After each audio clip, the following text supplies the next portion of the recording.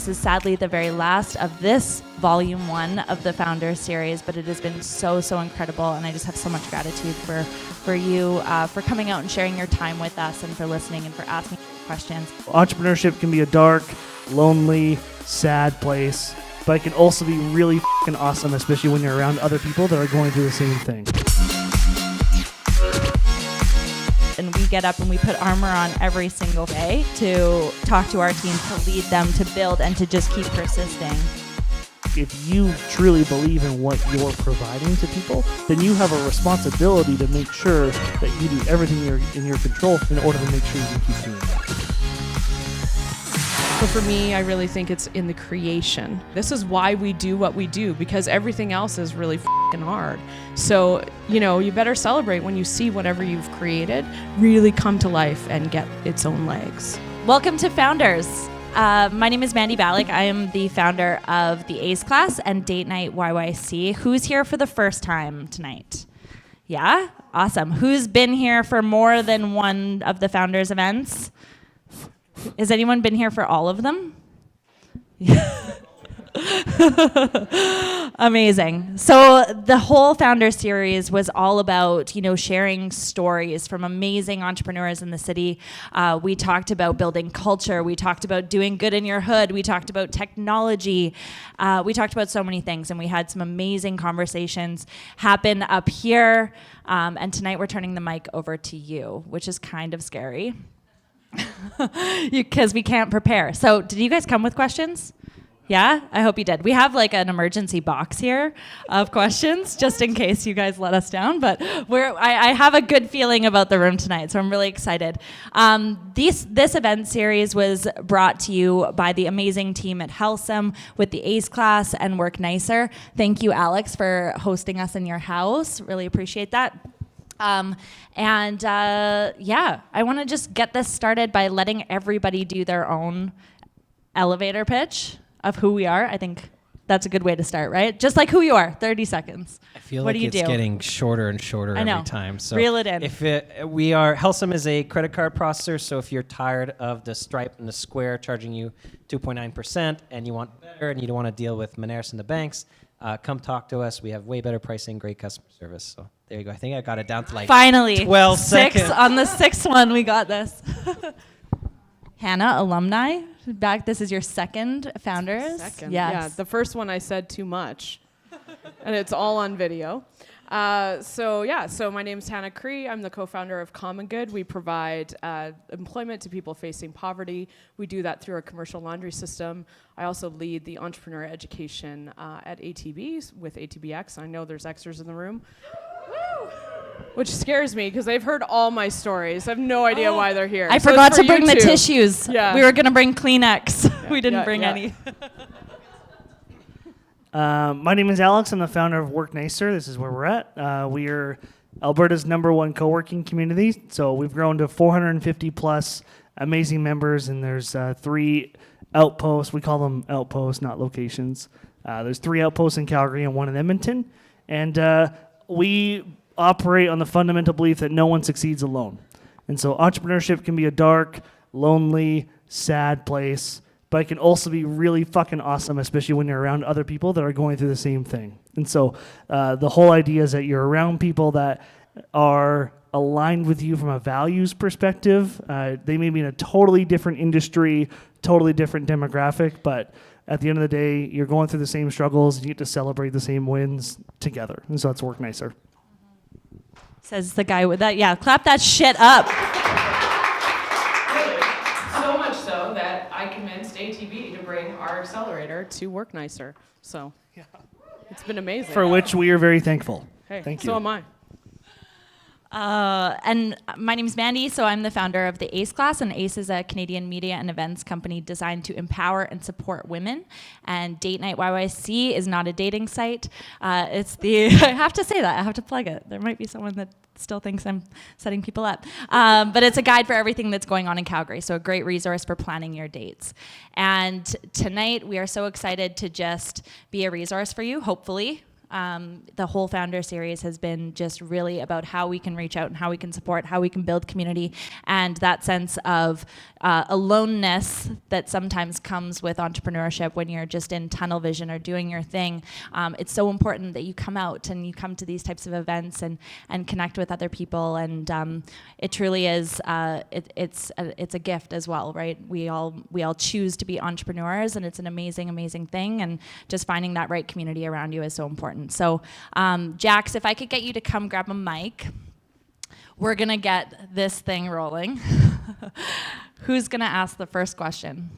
And let's set some ground rules. Let's set some ground rules. Just ask me anything. Yeah. No, not about the content. Not the content. Just how this is going to work. Throw your hand up at any time. If you want to direct it to one person, or if you'd like the whole panel to answer, just clarify that. So if it's to Alex, Hannah, myself, or Nick, or just say that, or say to the whole panel. Yeah? You like that? That good? That's the only ground rule. That's it. I wasn't listening. Can we say, like, if we say something really controversial, can you not, like, Instagram or tweet it out? That's all we ask. Then I'll say anything. Ignore the cameras. Turn the recording off. So my question is for all of you guys. So I'm a baby entrepreneur, like a hatchling one. And I can already experience that like pendulum of like, gonna make $1 million, nobody's ever gonna show up again, and like multiple times. I understand that this is not new, everyone experiences that, but what are the tangible things that each of you do to ride that roller coaster? Bourbon. Fact. Like actually. So I'll start. Yeah. I actually got a tattoo about this. Of course. Yeah, top that, you people. It says the process. And so as much as you're explaining a pendulum back and forth, it's really about the ups and downs, right? And so it's never this patient, calm, constant thing. It's just not. And I think that's life, actually, not just entrepreneurship, but since you asked about entrepreneurship, we'll talk about that. But I think the whole thing is that it's like, well, I actually think a lot of people get confused or there's a misconception about what balance is, right? And so I think when people think balance or work-life balance, most people immediately go to a beach in their minds, right? Like, what the fuck? That's not balanced, right? You really think that's sustainable in any way? No, so it is this constant up and down journey. And I think for me, I got this when things were on the up and things were good, and the last year has been like really tricky with plenty of more ups and downs, but the whole thing is that it's like, this is just part of it. And so have you guys heard of the book, The Subtle Art of Not Giving a Fuck? Yeah, it's good. And the one thing in there, I didn't finish it, so what I read was good. But You got the point. yeah. But what I Just love, didn't give a crap about it. one of the things that I loved in it the most is that he says happiness comes from solving problems. And so to me, it's like when you're going through whatever that thing is that you're going through, just know that it's not forever, and that when this is part of the game, right? So it's like, it just, and as soon as you make that mental shift of like, rather than wishing you weren't in it, and just saying, hey, I'm in it, this is just part of the deal, so now I'm going to get over it, figure it out however long it takes, and I'll be better because of it afterwards. Like, truly, if you can actually get there in your head, and then, because then all of a sudden you're enjoying it in a way. I do two things. I have a file that on my computer and that literally says, when things are going to hell, read this. And I open it up, and it's a whole bunch of reminders of all the things that have gone really well and the reason why I'm doing common good, or the reason why I talk to entrepreneurs every day, whatever that is. But it's like all of these reminders of and I wrote it when it was really good, like read this. And so that's one that I always go back on. And the other thing is that when things are really out of control, I have this process in the morning, and it changes. But the one thing when I feel like things are really out of control is that I write down the 10 things that I can control that day. And so even if it's like, I can feed myself healthier food, or I can get dressed, Or, and I did that. I had my hip replaced last January and a year ago January, and it was a hell recovery. And it literally was, I look back on those lists, right? Like I could actually get up and go to the bathroom by myself. Like it was crazy stuff, but it was like, oh, but I can control that. And then you start to look like if you need to go get that job or the next customer or whatever that is, it's like I can send out 5 calls today. I can ask people for help. Like those really practical things. And then it's like, oh, here's what I can control about the situation. And then this is what I can do to change it. And then everything else is up to us. It's on someone else, right? You don't have control over that. So really look at what you actually have control of in the situation. Because a lot of times when things go bad, we then hide and then we do nothing and we're frozen. And then nothing changes. Instead of going, actually, I can go reach out to these 5 clients and I can get that done today. And then you have little tiny wins and you slowly go out and read that file over and over. Like I read it probably every month, but. Alex, I also got a tattoo, so I can top that. No, I can't top What that, is but I it? can beat that. It's an arrow, and I got it after the biggest failure of my life when I had to very publicly shut down something that I loved. And the arrow signifies you cannot be pushed forward without being pulled back. And every day, it's what James and I drink bourbon to every day also. So I'm kind of taking a little bit of all of this here. But every day, it's that knowing that stuff is there for you. And, I subscribe to Simon Sinek, and his quote yesterday was, I'm going to butcher this, sorry, Simon, but it was like you can have anxiety about all the things that you have to do, or you could just do the one thing to push you forward. So similar to what Hannah said, it's like the one thing, the little win, celebrate that, and then move on. So you talked about the pendulum, $1 million and then zero, and you said you're a baby entrepreneur. If you don't mind me asking, have you been able to make a one sale? And it's not like friends and family, like it's a real. So in my opinion, that's the hardest one.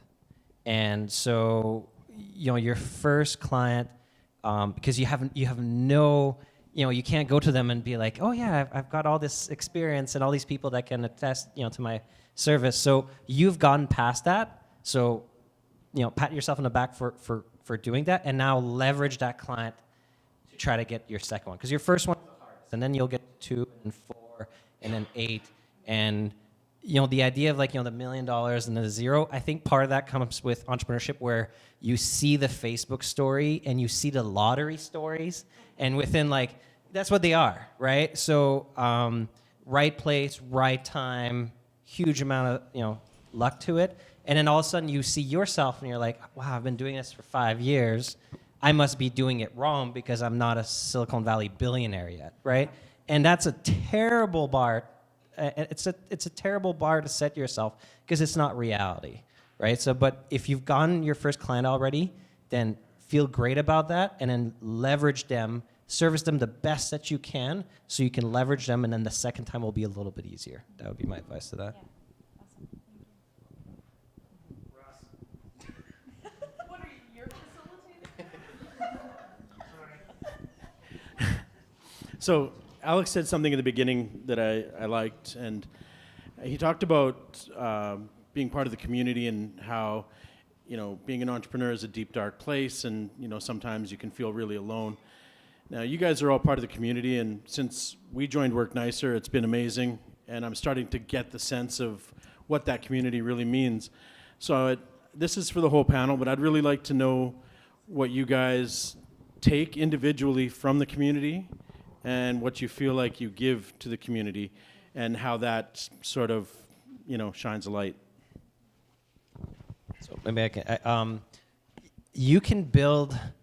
I'm not recommending to do it, but you can build a business without a community. It's a whole lot harder, and that's my story, because me with talking to other entrepreneurs and doing networking and doing events like this, that's all new to me as of a year and a half ago.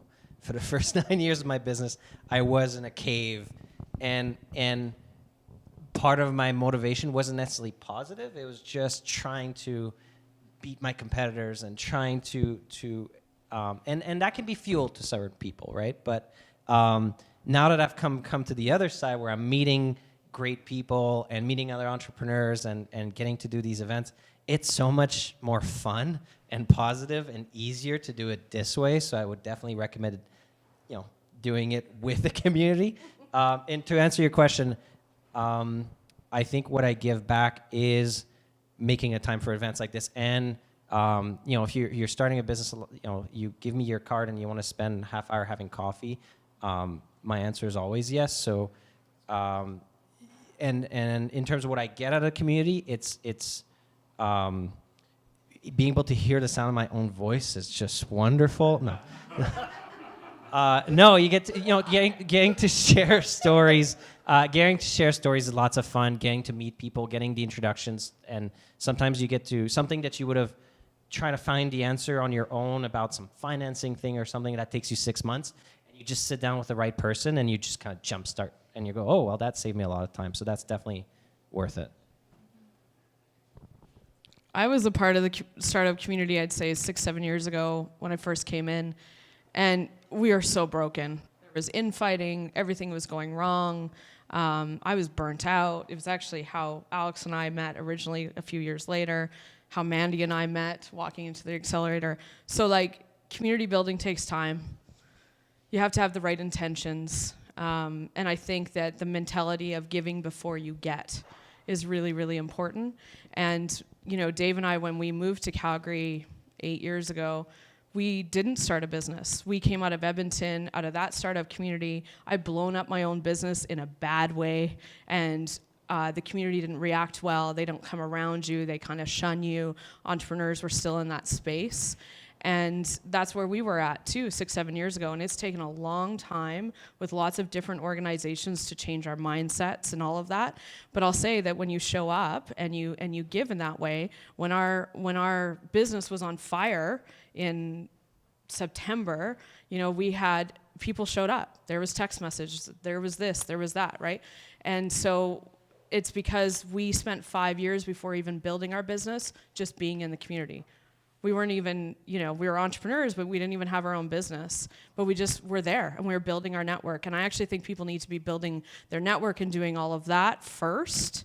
It will make it a lot easier. It's the only reason, actually, I think our business has survived for the last 2 to 3 years is because of the community that has been around us and the things that people offer up to us, even if it's in trade or not in trade.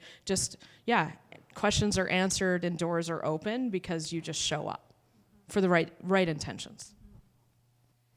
I love that of your network is everything, your relationships are everything. It sounded cheesy, but I heard this the other day, and it was your network is your net worth. And I think something I do very naturally is build community. All of the businesses that I built have been about building space and holding space for other people to be real.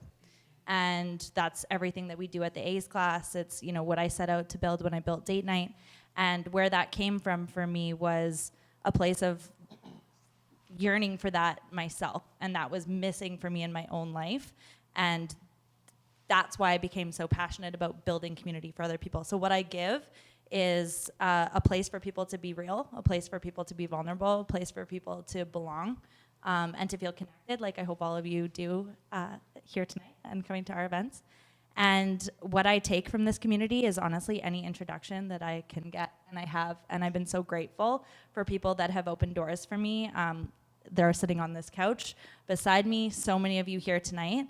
It is so valuable, something especially when you're just starting out, an email intro to someone's office that you want to get into, just a recommendation, those things mean so, so much, so yeah. So for me, community has always been, I think of community often as the term culture. And I was asked to do a little talk one time about culture, and everyone says, Work Nicer's culture is so great, you should come, blah, blah. I'm like, yeah, I think we got a good culture, I'll go talk about it. And it was actually really tricky once I started figuring out, well, what the fuck am I going to talk about? What is... right?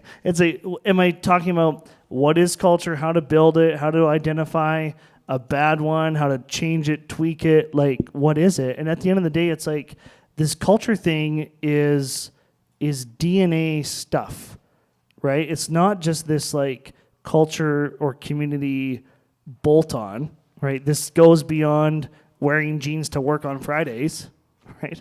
It's just like, this is like this infinite loop for us of like, culture is the business model and the business model feeds the culture, right? And so it really truly has been this give before you get. We've always been, you know, what, like if we have physical space to provide to stuff like this, we don't make a penny off of this kind of stuff. You know, we don't ever project or plan for a penny of event rental revenue stuff. It's just like, this is a community that exists outside of our four walls, right? And so what can we do to support the greater community that is, whether that's startup entrepreneurship or the community of Calgary or what have you?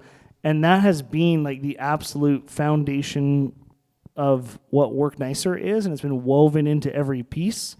And as a result, in terms of like, what do we get to keep playing the game, right? As a result, I think it's like, it is this pure yin yang binary for us. Like, we don't exist without doing that, and so we get to keep on playing this game.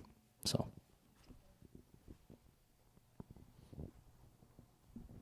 Oh, come on. I have to go to the bathroom.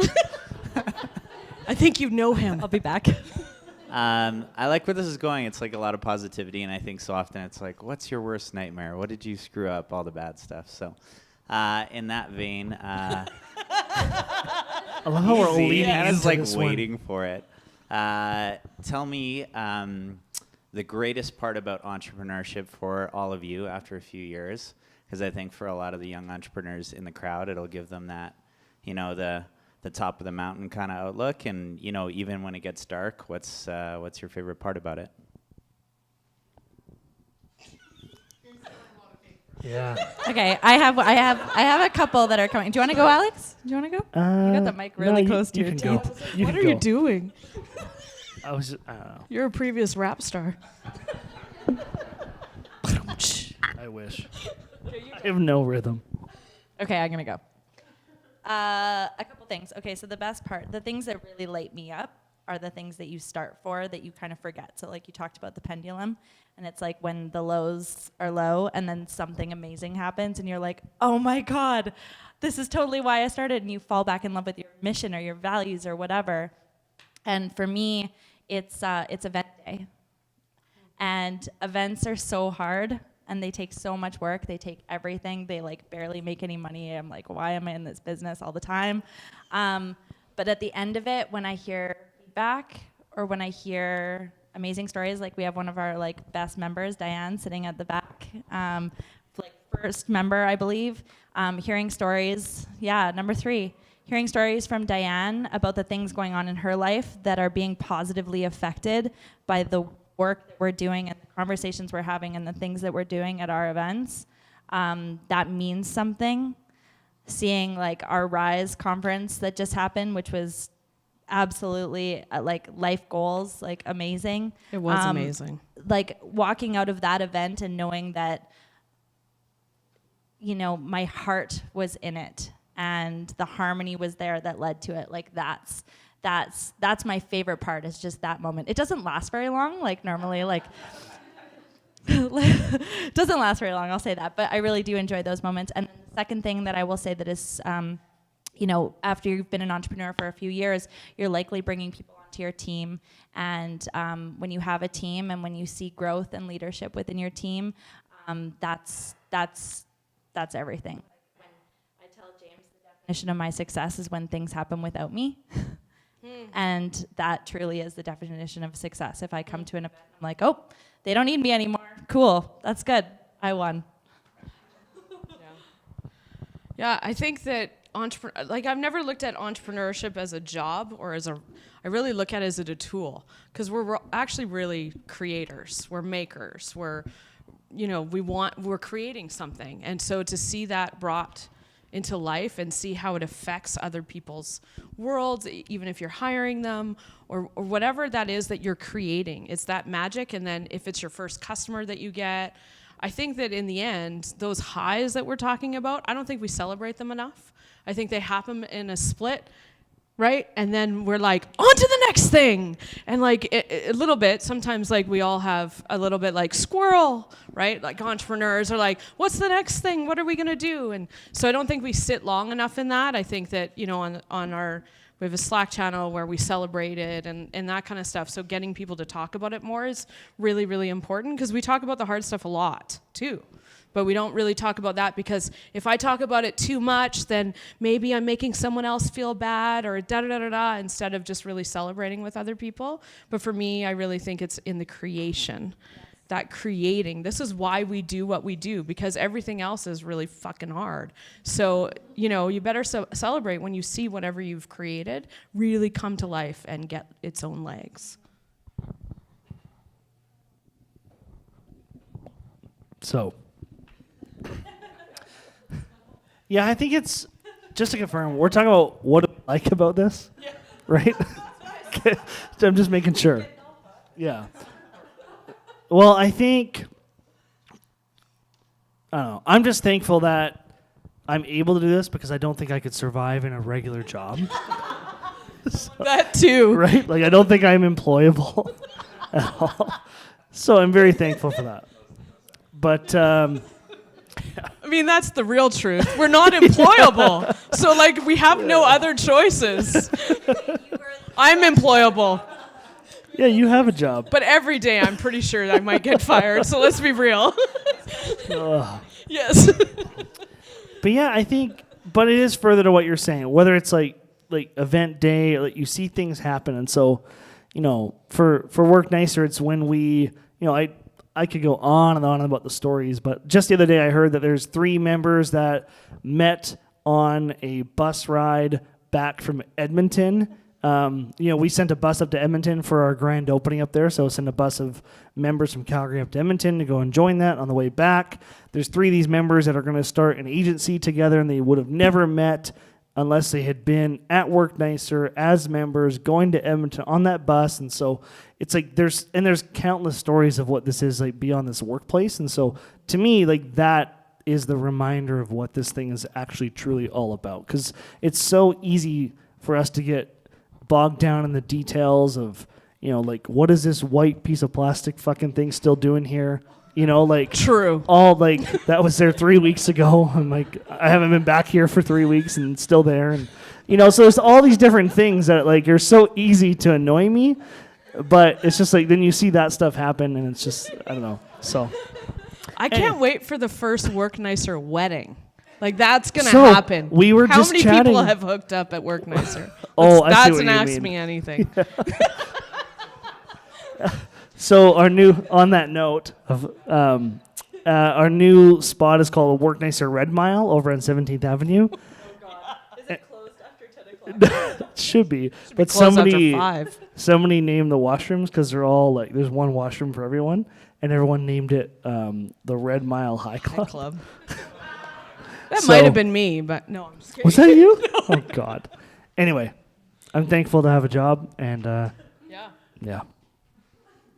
I mean, for me, my favorite by far is working with my team. I know that sounds cliche, but I'll work. You know, I'm 7 days a week nonstop, and then I'll finish something, finish a new mock-up, finish a new product idea, something like that, and I'll just kind of be sitting there on my hands at home, just waiting to go back to work and show them what I've done. And like even like say today, you know, we started at 7, so I was still in the office, and most of the office kind of cleared up by 6:20, kind of 6:30. And I had something really, like I got an email in and I want to really show it to the team. And I'm like, oh, everybody's gone kind of thing. So it's kind of like, but being able to build that kind of team where you have that kind of energy and you have all these like smart, creative people around you. And then the rest doesn't matter. Like obviously we want success and we want to, you know, we're really focused on the customers, everything else. But like the one thing that's the best part about this is just being able to create a place where you like surround yourself with that kind of people and everything else kind of melts away. Like you don't even, it's kind of like being like on campus with, you know, great people working on awesome things. Like it's just everything else just, it's not even work. Like I know it's cliche, but it truly isn't if you can build that. So aim for that. I don't know. We do laundry. It's work, so. It's hard work. Hey, so I find that entrepreneurs love what they do so much that sometimes they forget that they have to make money. And I'm curious to hear what you do on a regular basis to make sure you're making money. I got another job. We have kids, they need to eat.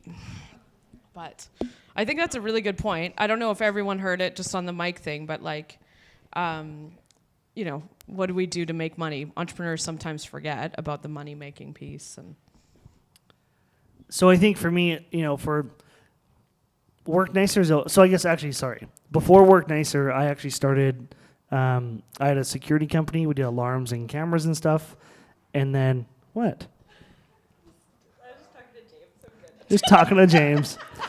And then before that, I was working, and I got that start doing door-to-door sales, selling security systems all over the U.S. and Canada. And so for me, it's always been, it's just like, okay, I got to go out and I can like generate money somehow. And so when we started Work Nicer, it was the same thing. It wasn't this well-funded, well-backed, got a bunch of loans or whatever. It was, you know, I went out and found 10 of my friends that were sold on this idea. And like, yeah, I would join. That sounds great. I'm like, great. I need you to give me your first 2 months of membership. Like, okay, no problem. I'll email it to you. I'm like, fuck, I don't have a bank account. Or a lease, for that matter. true story. Yeah.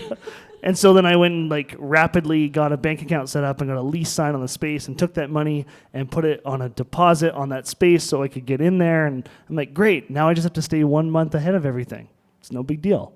And so to me, though, really what the lesson there is that it's just like all you have to like go sell something, right? It's so easy. Further to your point on the first question about like using that as your motivation, like the one thing that will get you out of a rut ever is making another sale, right? And so it's like that to me is a huge motivator. It's like if things are going south or, you know, we think we're going to get a member and we don't for whatever reason or whatever it is, the best thing to do is just go and sell something. And so at the end of the day, you know, it's always been like we are really, really focused on monthly cash flow. You just have to be, right? It's not like this thing that you get to forget about and come back to later and be like, oh shit, here's the bills, right? Like, and at the end of the day, that doesn't mean that you're being obsessed about money or that money is the motivator, but it's like if you actually care about what you're building, then make sure you can pay the bills so you can keep on providing that service to your clients,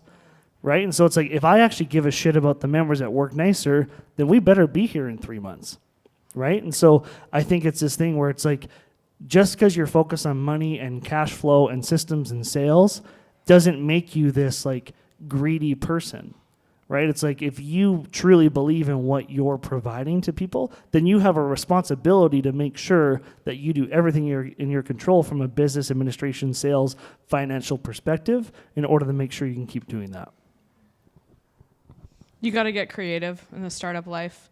You got to look at all the different types of, from the sales piece, if you do need funding. I mean, we launched day one on a crowdfunding, on ATB Booster crowdfunding platform, and like did it all wrong. You know, you're supposed to have a following. You're supposed to have a crowd to do crowdfunding. Go figure. But you know, we used it to say, hey, we're here, and all of those pieces. And so there's crowdfunding, and there's, you know, getting your friends and family to cough up some money, and you have like lots of different places, and from banks to private investment. Like there's so many different ways depending on what your model is, and I think you have to get really creative. And I also think there's this piece where people, I blame Dragon's Den, which is like, are you all in? Are you all in on your business?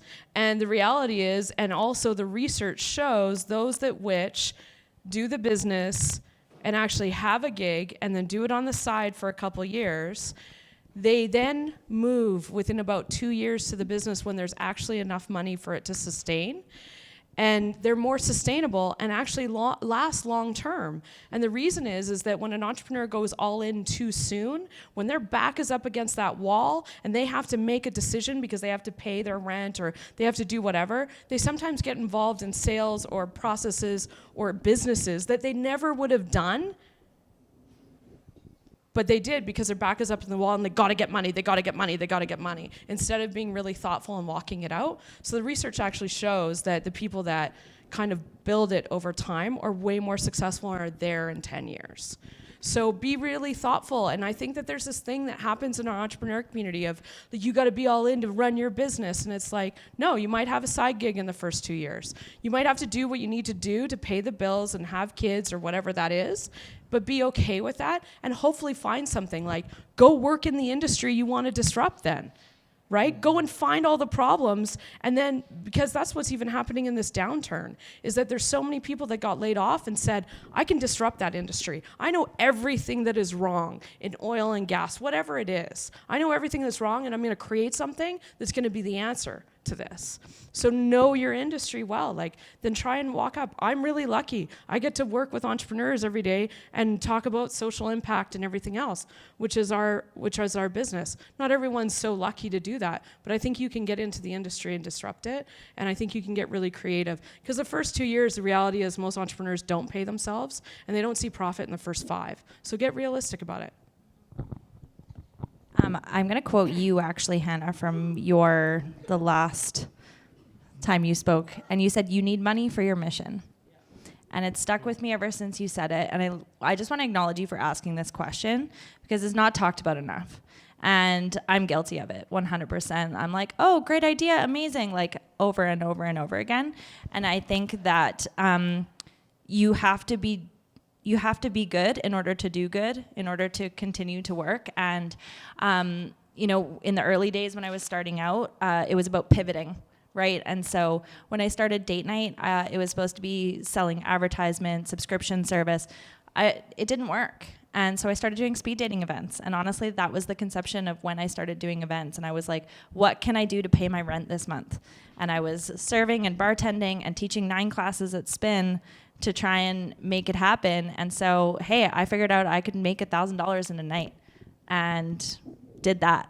And that wasn't a part of my original business plan. And so sometimes it's pivoting, sometimes it's listening to your customer and seeing hey, I've been doing this and this looks like this is what I started out doing, but your customer is wanting something else and maybe it's worth something more. So it might just be talking to your customer and seeing what else you can do that's going to positively affect your bottom line. And thank you for asking that question. And if your friend is an entrepreneur, buy their shit, buy tickets to their events, buy a membership to the ACE class, buy Fiasco Gelato, go to Taco Taco, sign up at Work Nicer, get all this stuff. But look around you and support your friends that are small business owners, that are entrepreneurs, and do that. So thank you. Can I add something really quick? Cool. Thanks, Nick. No, but seriously, on that note, I can't emphasize that enough, right? People ask us all at Toolshed, as an example, we have beer on tap everywhere. And Toolshed's become, they're very dear friends of mine. And they're like, so do they sponsor you? Do they give you the beer? And we've had other people ask us, hey, can we pay for your beer, right? And I'm like, no, we're going to support the people that support us. So it's I can't emphasize enough, where it's just pay your friends for the shit they sell, right? Don't ask them for a deal. They'll probably give you one, but don't expect it, right? So if you actually care about them, make sure you go and you support them. So also on your note, I want to just mention a book. Is there anybody here who does have their thing as a side gig right now? Kind of, yes, no? Check out a book. Sorry, is there anybody here who's working on their business as kind of a side gig or they have another job right now? Yes? So check out a book called Quitter by John Acuff. And so he's a guy that was... he went out and had this really awesome, successful online blog, and then was doing public speaking on evenings and weekends, and worked this job that he just fucking hated, Monday to Friday. And it goes into the whole concept of not hating your job and appreciating it for the thing that is funding your passion.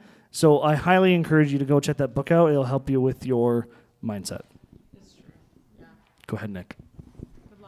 I like hearing you talk, so it's all good. I think we're like Mandy said, we're a little guilty of it. Where I've been doing this for 11 years, this business, and now we're in a position where we're financially successful, and so it's fun to talk about teams and culture and everything that new products and all the fun stuff that's happening right now.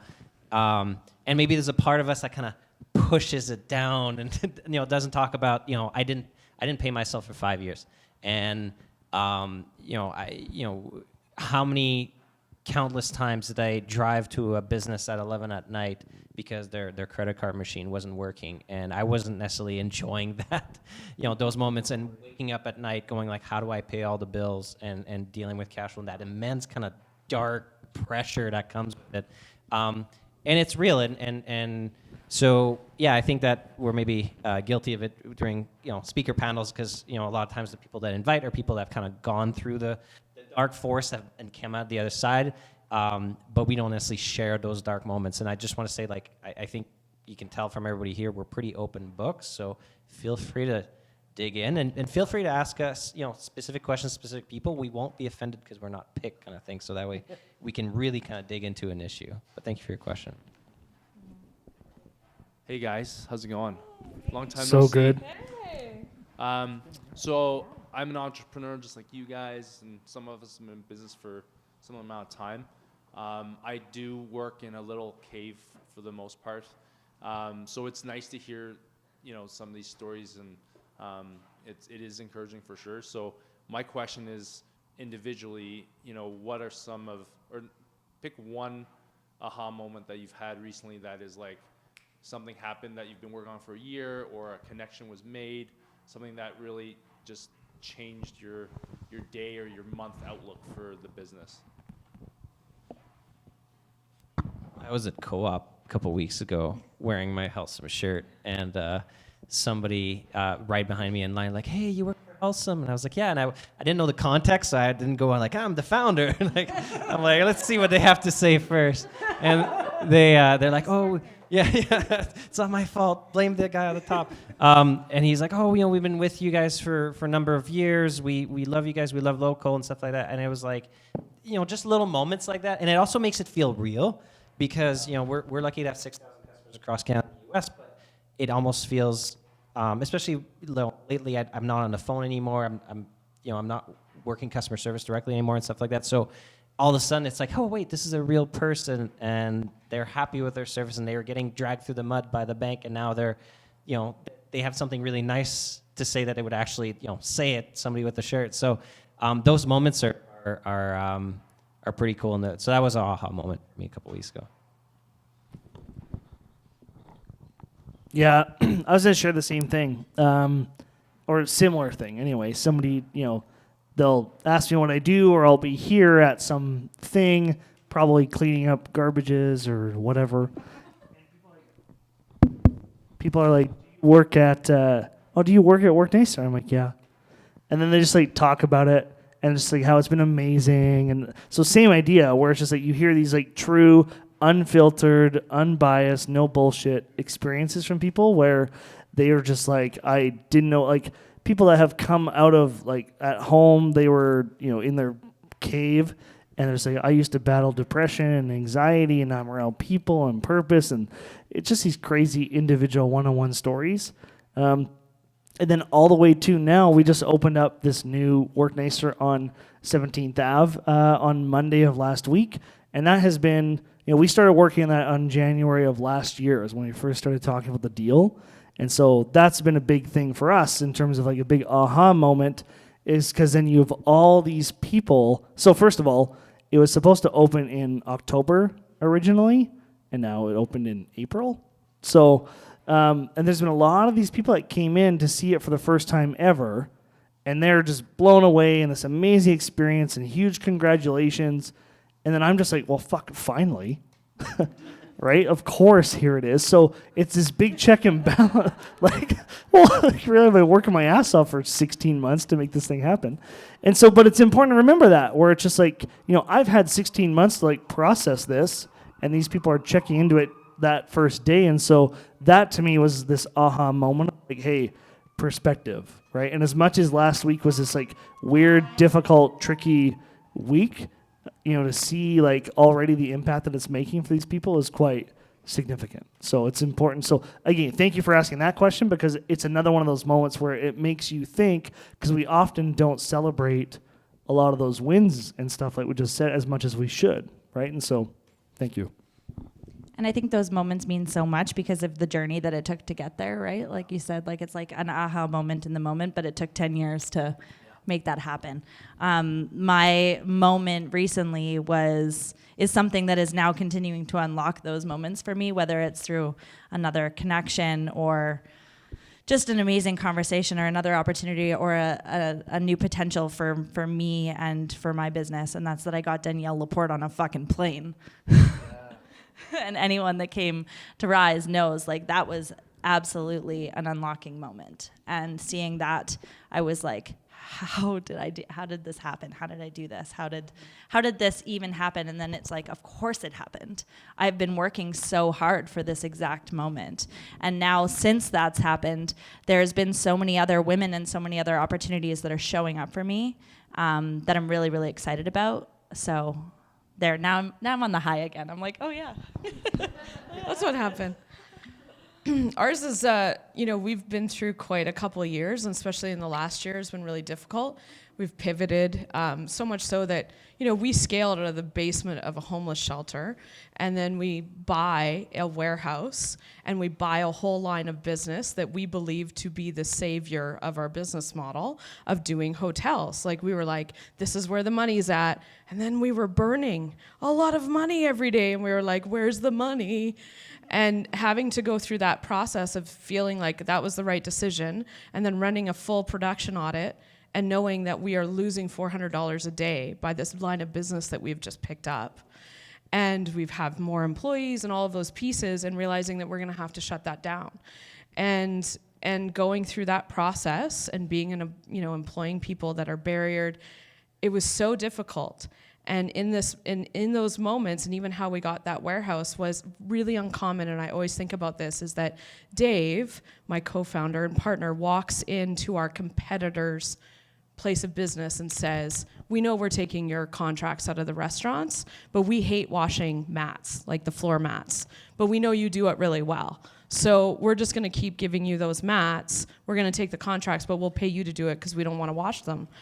And that actually was the start of working with our competitor and completely changing our business model to the point now that we are in an operational partnership to scale across Canada with our competitor.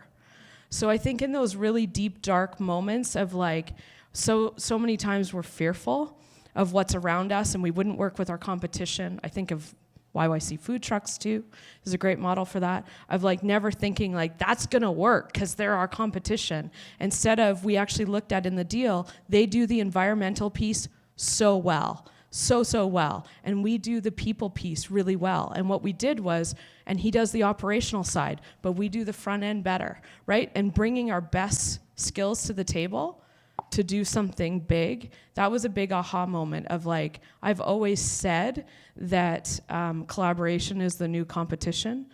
And did I say that right? I've had too much wine, probably, yeah.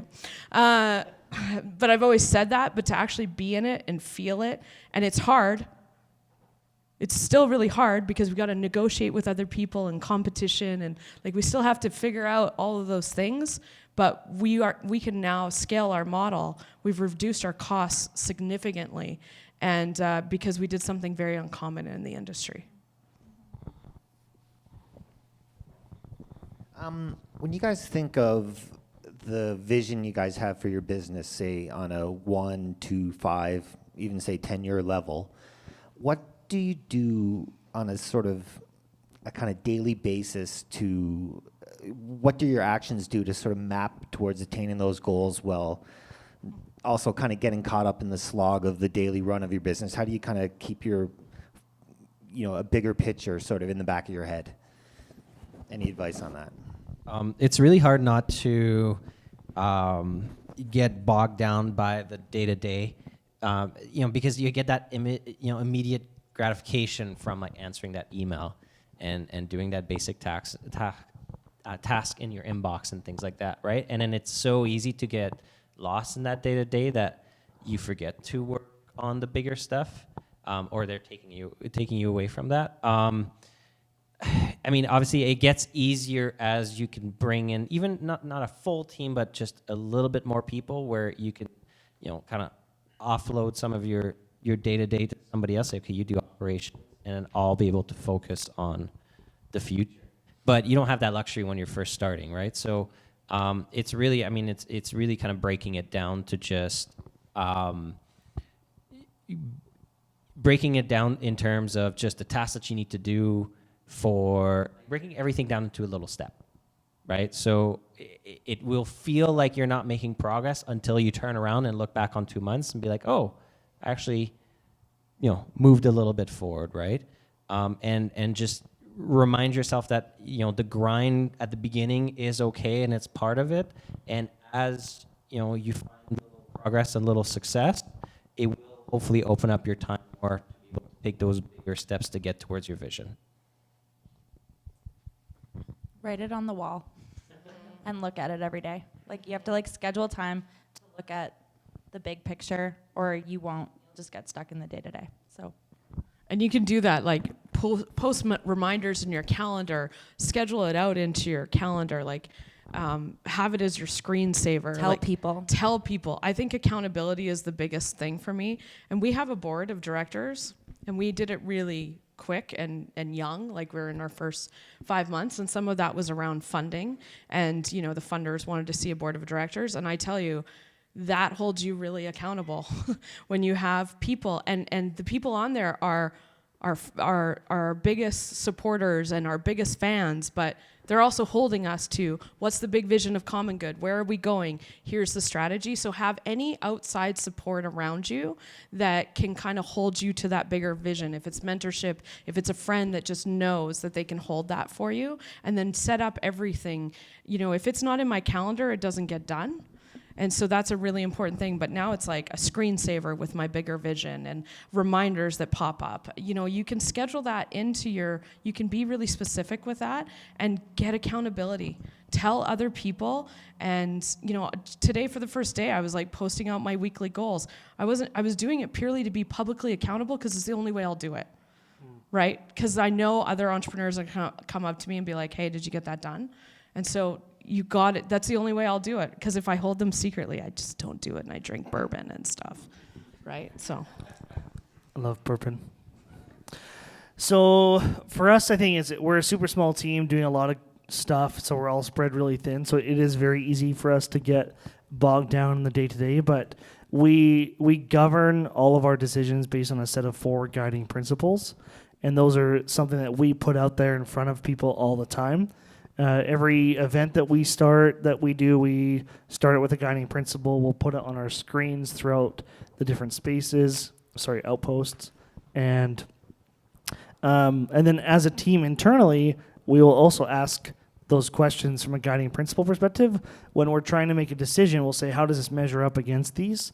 So that at least, even if we're not necessarily saying, hey, this meets this 10-year goal, which we don't have, if we, whatever it is, at least we know that we're on the right cultural track. And that comes down to this cultural community DNA stuff for us, is that we at least know that even if we're not necessarily in that moment so clearly moving forward, we know that we're building on top of the right building blocks that we've established for the company. You can see his guiding principles on his website. I highly recommend going to look at them and looking at whatever version you want for your company. But I think it's a great piece. And everyone in the community knows too, right? Yeah. Thanks. Hi, this is to the whole panel. So as you find yourselves with really full plates, a lot going on, what does it look like? What are the tangible things that you do to continue to lean into growth for yourselves in the midst of doing so much? Hang out with people smarter than you. Yeah. I think for me, have you guys heard of a thing called Strengths Finders? It's like a personality-ish test. So I love that thing. It's the only one that I've actually ever loved. And one of the things, my number one strength, and I did it once, I did it again 5 years later, and the strengths were almost exactly the same. But my big thing is futuristic and strategic. So for me, I just live there, truthfully. So it's I'm really lucky in a lot of ways that I'm just constantly thinking about what's next, what's bigger, what else can happen, and connect these dots that couldn't connect otherwise. But I mean, it does have its drawbacks, especially for my team, where I'm just like, yeah, we're gonna go do this crazy fucking thing. You guys just figure it out, right? And they're just like, ugh.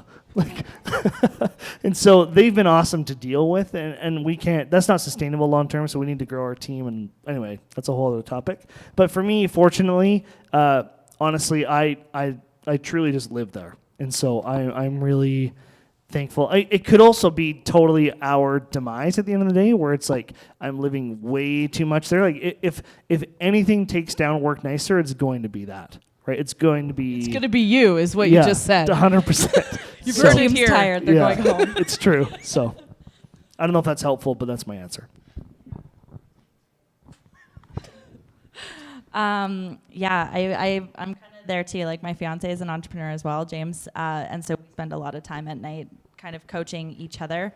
I think that investing in something that feels good for future you right now is a really good way to define what self-care looks like, right? And self-care is growth and betterment, and that's something I value and something I'm naturally interested in. We travel for conferences all the time. James is sending me like links of the day. We're like trying to compete over who's reading more business books right now. You're gonna make me throw up. It's gross, but but honestly, but similar. It's like, how can you level up? It's the people around you and how that community is impacting you. And so if those people in your community aren't encouraging you to be to that place and you feel like growth is something you have to like really, really work at instead of come naturally, then maybe just replacing or finding some new people to be in your community is good. Lean into the pain. We avoid it, right? Things go wrong, we avoid it, we don't want to deal with it, and then it becomes really, really big. And that's been like my thing for the last couple months is like, oh God, this is uncomfortable, this is painful, and that's actually where growth happens. And so I will, in my head, go, okay, I'm avoiding this, I need to lean into this, I need to feel it and go through it, and that's where the growth happens. And then you're like, oh. A lot of people will be like, I don't call it failure, I call it lessons. And the reality is that it is fucking failure, and it hurts, and it's painful. But you need to lean into it, and if you lean into it and how you work through it is actually the lesson. Like the gift at the end is the lesson when you lean into the failure and the pain. So lean into it. That's where you're gonna find your growth. Yeah, I mean, to add to that, when a lot of this stuff, like life is hard, right? I mean, it's not my quote, but it's, life is hard because it eventually kills you. So that or taxes. Yeah, that too. But in terms of leaning to the pain, I mean, yeah, like you have to, don't be afraid of hard. Like everything is hard, and that's the point. That like so in terms of finding time for growth, then figure out what you're willing to sacrifice. Right, so like, because if you're an entrepreneur and you're doing like your time is always busy and it's always getting crunched, and so you have to decide like, what is it that if you're watching Netflix and I won't, and if I'm on a plane and everybody else is watching a movie, I'm gonna be on my laptop, and because you don't shy away from hard, because if you're willing to go through it, then already you're ahead, and because so much of a portion of the population is not willing to do hard. Right? So whether that's like everything from like eating habits to personal fitness to work to everything else, like life is hard, but create yourself kind of like a reward system where like you start enjoying going through hard because other people aren't, and all of a sudden feeling like, hey, I'm doing something that not everyone is willing to go to that level. And then all of a sudden, over time, it kind of becomes this kind of self-feeding thing where you're chasing it, and then it becomes less hard, and then you look for the next challenge until you die. And pay taxes.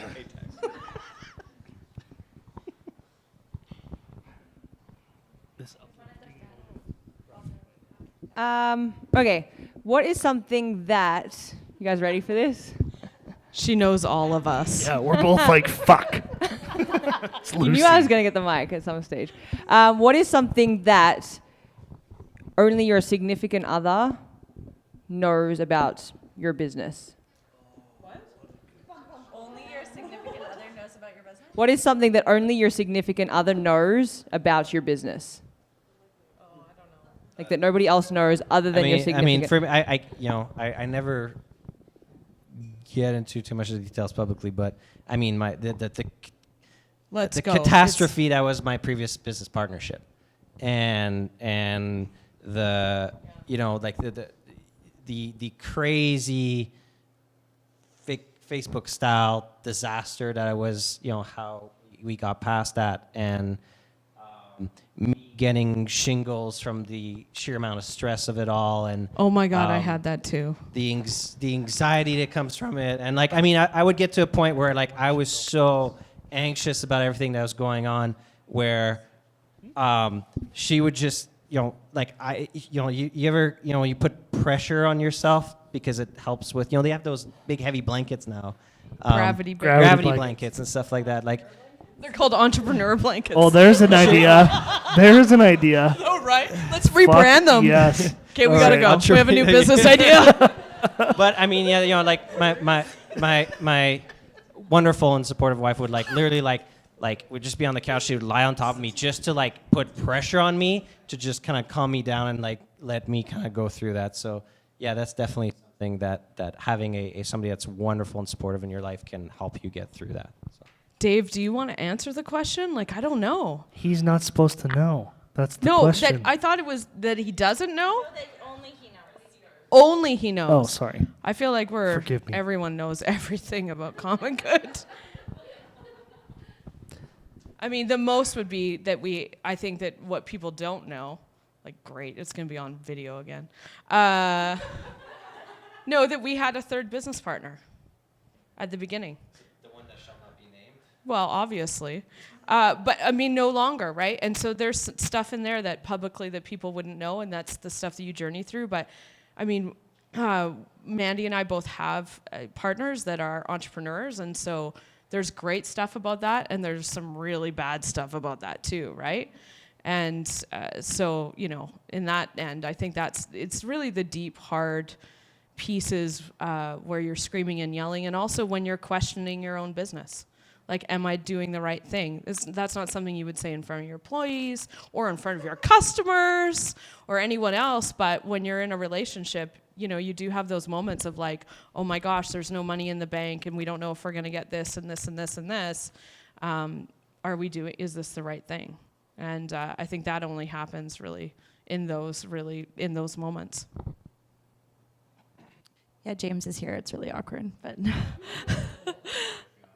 no, I think social media does a really good job of making everything look really awesome, and especially I have two companies that are media companies essentially, and so it's our job to make beautiful photos look good so that you come to our events and you go out and do all these things. And even my personal feed, it's the highest moments, it's the celebrations, and what people don't see is the really, really dark stuff. And I'm getting emotional even saying it, because the things that the two of us have been through together on both sides of our businesses, it's actually not okay to talk about when you're trying to motivate your team and talk about, creating the vision and all this stuff. And we get up and we put armor on every single fucking day to talk to our teams, to lead them, to build, and to just keep persisting.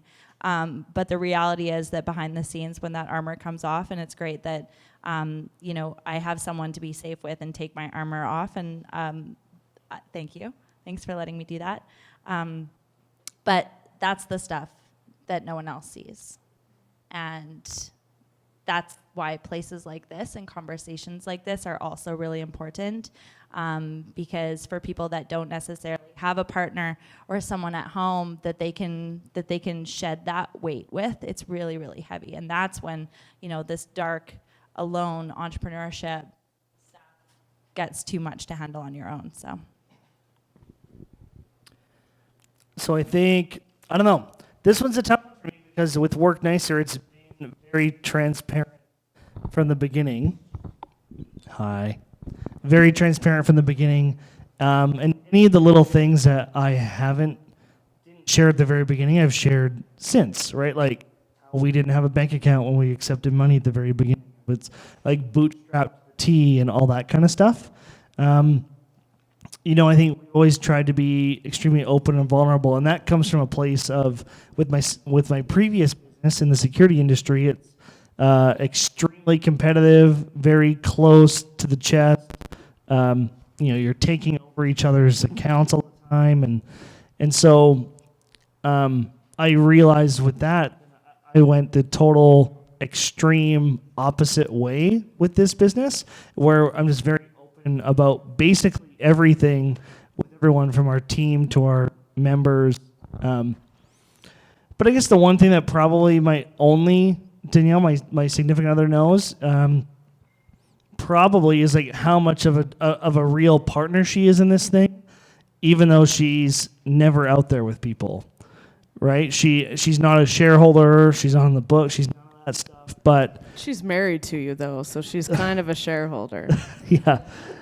Well, that's the thing. And so I think, and she's a teacher, and so that honestly helps our household in terms of a get started perspective. Plus, we live within our means, novel concept.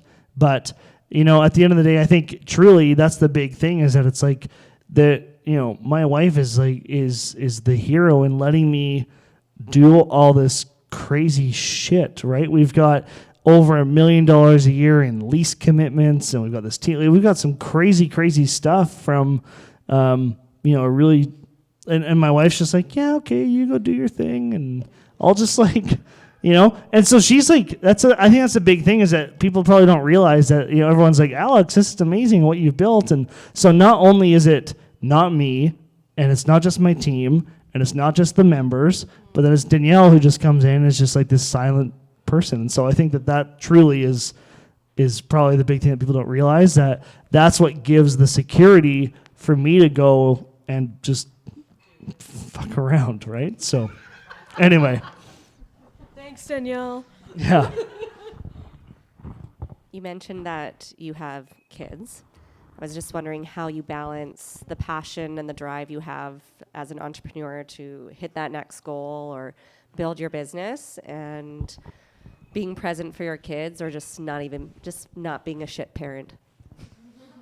So if they were here, they'd probably say otherwise, because they're teenagers.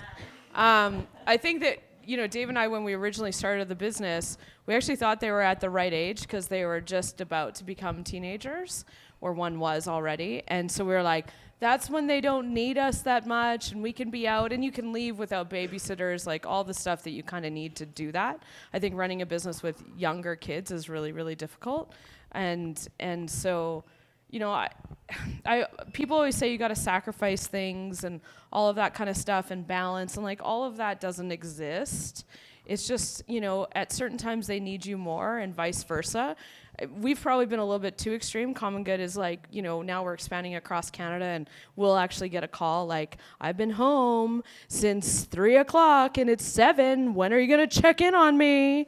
And it's like, you have a phone, you can text, like, yeah, you can tell, right? It's a hard balance. I think on the flip side, though, it also gives us the freedom to go to their play at the middle of the day, right? And a lot of people that are in, if you're working a real 9-to-5 job, and they hold these stupid school plays at like 1, it's like ridiculous, and they want all the parents to come, and like the schools are still stuck on this old school model where they think all women are at home still to come and watch this stuff. And so as entrepreneurs, we have freedoms to go and schedule around our days to take care of the kids, and sometimes, I've had 2 of them at the pitch competitions with me where I'm judging, and then I give them their little scorecards and they judge with me. And, they were the ones when I was running an accelerator 6 years ago. My mom could never figure out what I do for a living, like ever.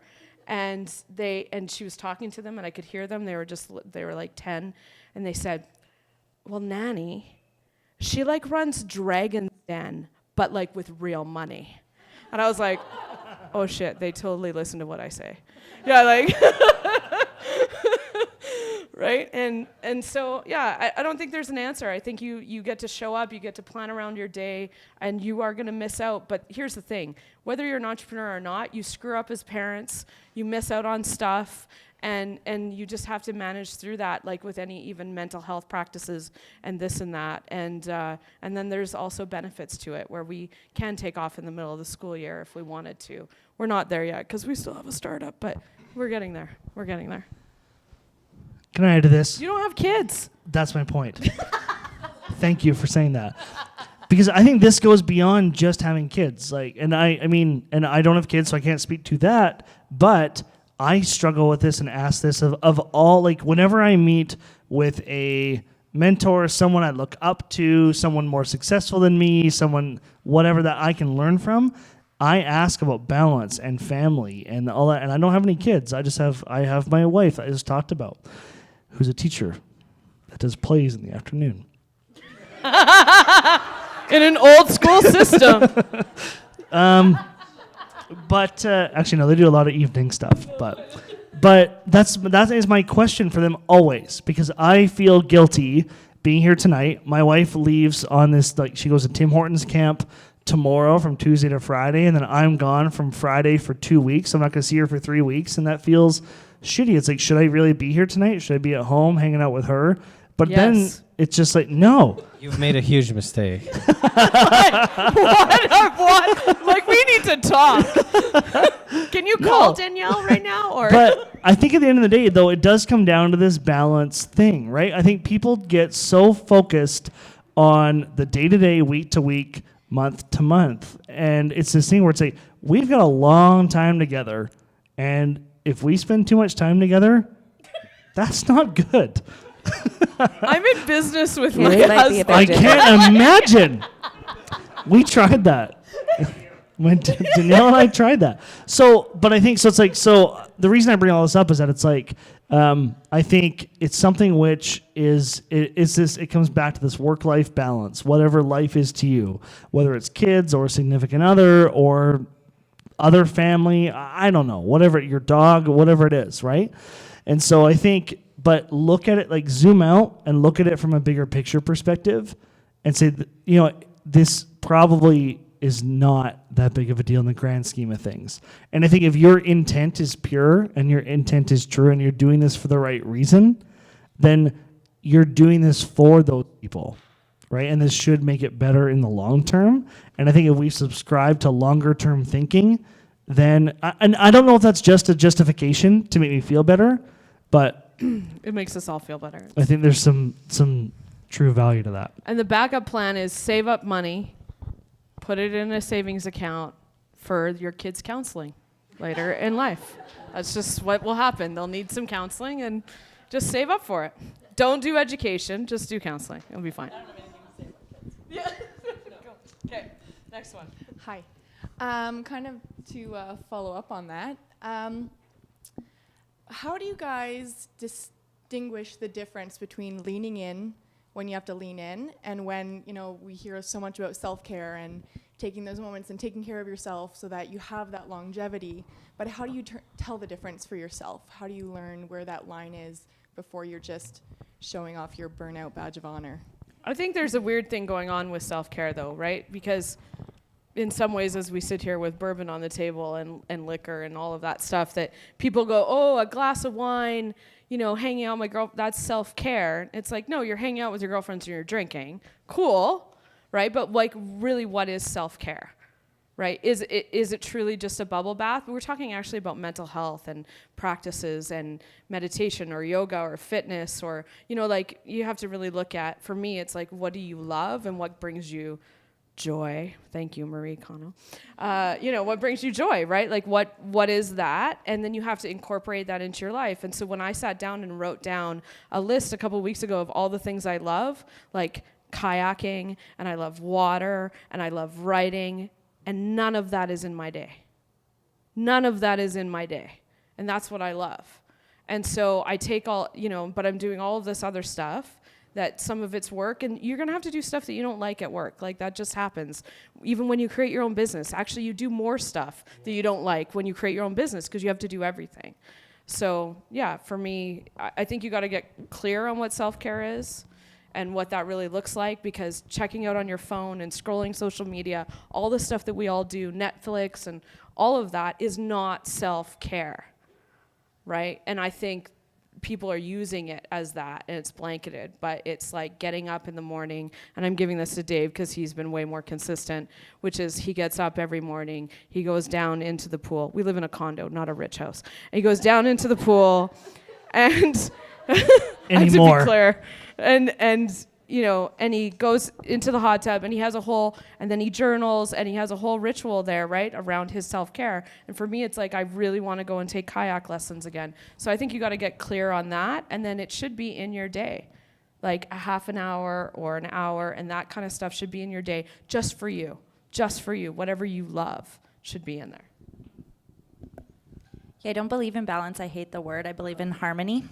So I like harmony. It's like this simple thing that you said too. It's like what lights you up.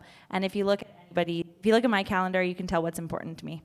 And I pencil everything in, everything is scheduled. And to me, that makes me feel organized and in control. But fitness is in my calendar every morning. And some days James hates me because I'll hit snooze for an hour and won't go. But most days I get up and I need that time. And it happens, I get up at 5:30. I set my alarm for 5. And I'll go to spin, and that's my hour or whatever fitness or whatever that's feeling good for me. And I've had that hour by myself. And then I can start my day, and then I can serve others, and then I can show up for everyone else that needs me. But if I haven't given myself that time, that's where I'm wearing burnout on my sleeve, and I get there consistently, and all it takes is a simple shift to say, what do you need right now? Give yourself that time, and give yourself permission to have that time, and set that boundary, and just do it. If what's calendar, I like what you're saying, what's in your calendar kind of shows I guess what I care about is negotiating with banks all day, because apparently that's what's close to my heart, and it's really not. So, you need a personal calendar. Yeah. But yeah, I mean, I've never found balance or whatever it is. Like I picked 2 things that like I kind of went into it going, what are the 2 things that I can't live without? And that's spending time with my wife and work, and everything else is gone.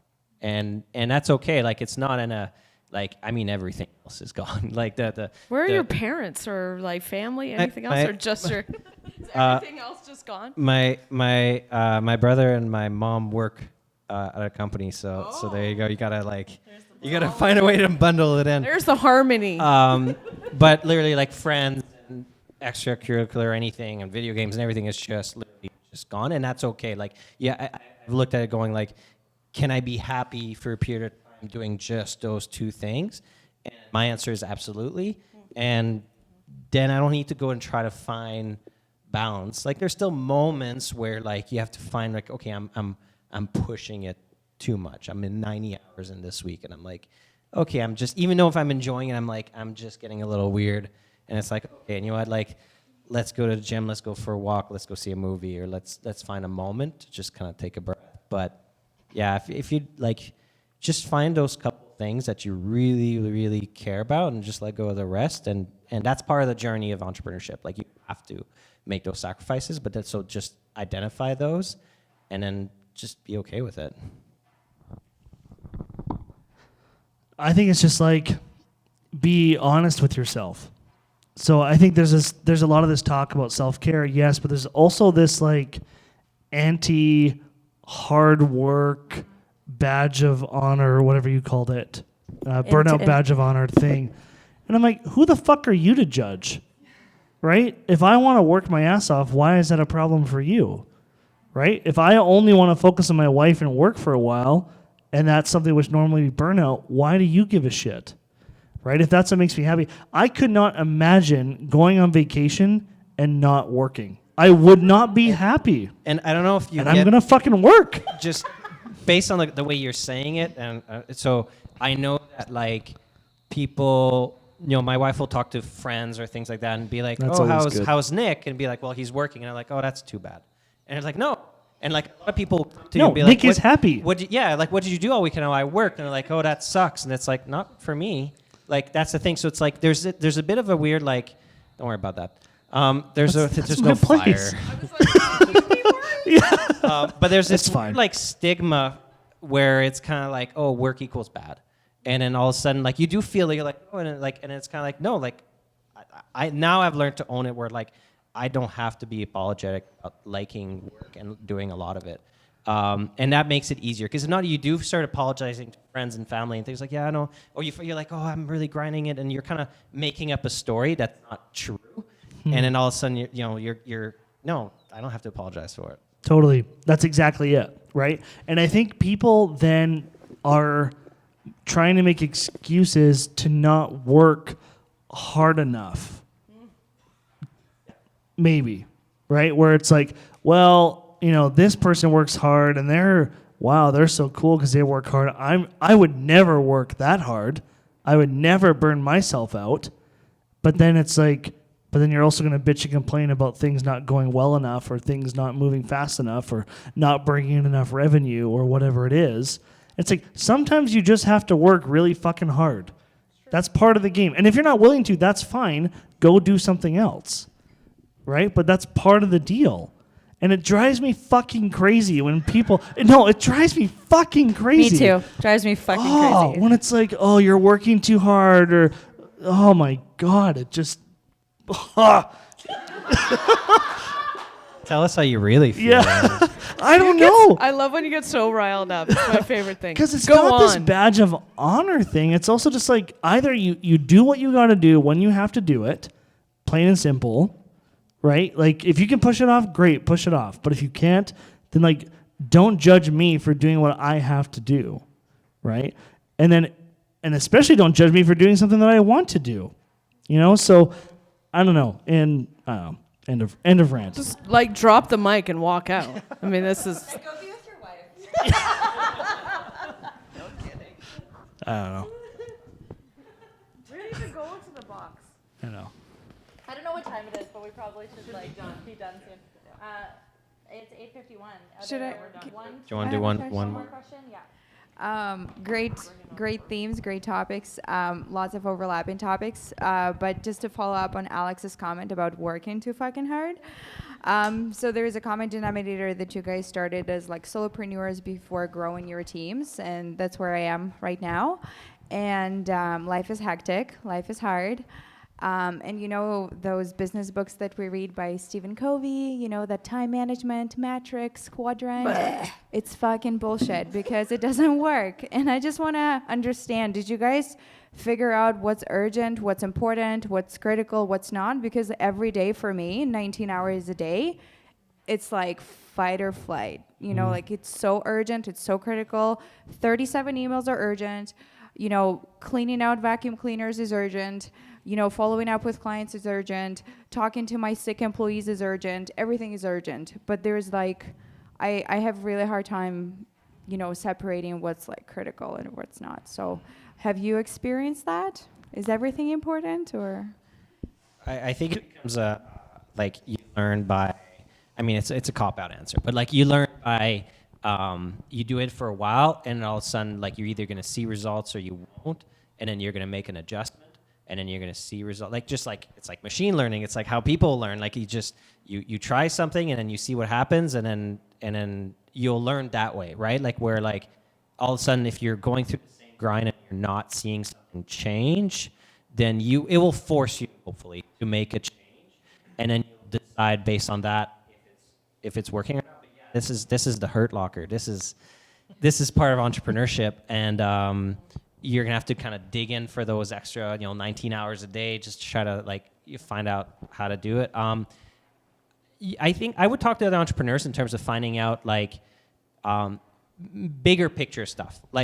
Here's my business model, here's my elevator pitch, here's my business case, and at least they'll tell at least they'll give their opinion in terms of are you on a good track or are you just wasting time and spinning your wheels and you need to make an adjustment? But in terms of the day-to-day, I don't think anybody can tell you better than yourself in terms of what's important, what's not, because nobody's going to be in it as much as you are in it right now, right? Yeah, I agree. I think, to follow up my previous comment, I'm going on vacation on Friday for 2 weeks. So, without my wife. So, point is, you still take those moments. So I want to throw that out there for whatever that's worth. But two, I also think at a certain point, you have to just let go of the fact that you're not going to get everything done. Right? You guys up here, when's the last time you finished a day and you're like, I have nothing left to do? 1989. Yeah, the year you were born. Like, yeah. Right? So that's the thing. So it's like, and as soon as you get past that point where it's like, I'm not going to get everything done, I'm going to let people down, things are going to fall through the cracks, I have 78 text messages I haven't replied to, whatever it is, it's just like, just say, you know what? This is just how it's going to be. What am I supposed to do now? Right? I think it goes back to that same thing at the beginning that I talked about in terms of happiness comes from solving problems, right? Lean into the problems, lean into the fact that, hey, this is a shitty time. Lean into the fact that this is just how it is. And even as you grow, if you had more money or you had more staff or you had better clients or you had whatever it is, it's like, it's still never going to be this perfect matrix and this like clean to-do list, in my opinion. If someone else has figured that out, please let me know, but that's my opinion. And one thing you could do, one thing that I still do today is you hear like staycations, right? But like it's kind of like to catch up on work. So like I'll still do this today where I'm really starting to feel like I'm the pressure cooker and like there's something important I need to get through it, is I'll go to my calendar with a hatchet and I'll literally like take a day or two, usually just a day, and I'll just cancel all meetings. And I apologize because it happens sometimes where like I might do it the night right before where I'm feeling that pressure and I'm like, nope. And I just go cancel. I say, I'm sorry. Let's reschedule. I apologize. You put in like an auto responder in an email. Sorry, I'm away. I'm traveling today. Just something, doesn't matter. And then everything just quiets for 24 hours. And you're not, I'll stay at home. I have my laptop. And all of a sudden I can get like 3 or 4 days of tasks because everybody kind of leaves me alone for 24 hours. And that's harder when you're alone, but you can still do that. Just take a Friday off and then just to like get people to not have that expectation that you're there. And we can all attest that like when your emails are coming in, it's hard to get anything bigger done than just the immediacy of it. But when everybody leaves you alone, like I love getting work done in an airport or like in a hotel lobby or anything, because like everybody thinks you're away and it's so awesome. So just force it. Like just go in your calendar, just go like, oops, I'm away. And then just, I had moments where I would do that every 2 weeks just to have those breaks, and it helped me get over that. I also think it sounds like and I know you, but there's a point at which you're in your business that everyone needs to look at and say, what do you actually do really well in your business? What are your best skills? What are you great at? What gives you actually energy? Because there are skills that we do in our business that we're actually good at, but doesn't give us any energy. We just do them because, hey, we can do it and we're good at it. But get really clear on what you're good at, because what I've found is that women, more than men, are really bad at delegation. And I've learned that because my husband is so good at delegation that I'm like, you need more work to do, right? Yeah. No. No, he won't delegate it to me. He's actually, but like the employees. So you're in that piece where you could also, I'm pretty sure, look at some really pieces that are smaller pieces that you keep getting stuck in that day to day that really someone else could do. Right? And they could be just small stuff, but those things you have to learn how to delegate, because there's a point at which in your business that you actually are on the verge of expanding, and if you hold on too tight, you're going to break that expansion if you don't learn how to delegate. Yeah, I think that question of like, what is your time worth? So all of these have been really good points. So just like add to all of that. What is your time worth? And if you could actually put a dollar value per hour on what you can do with your time, specifically if you're a creator or a visionary or whatever, if you took that hour and created something that was revenue driving, that was profit driving, that was leading your team to go do the work, then all of a sudden outsourcing something for $18 an hour, $20 an hour, $25 an hour, whatever you're going to pay for a little bit of support, wherever you get that from, right? There's great talent that's looking for a side hustle. There's virtual assistants that are rising like every time I see, right? That time is so valuable. And for me, like that's something I've been constantly learning. I'm a list writer. Like I rewrite a list 5 times a day. So I'll get up in the morning and my top 3 priorities, I'm like, I get to, to noon, I was like, fuck, I haven't even looked at that. That's 10 pages ago. I got to get back to it. I rewrite the list.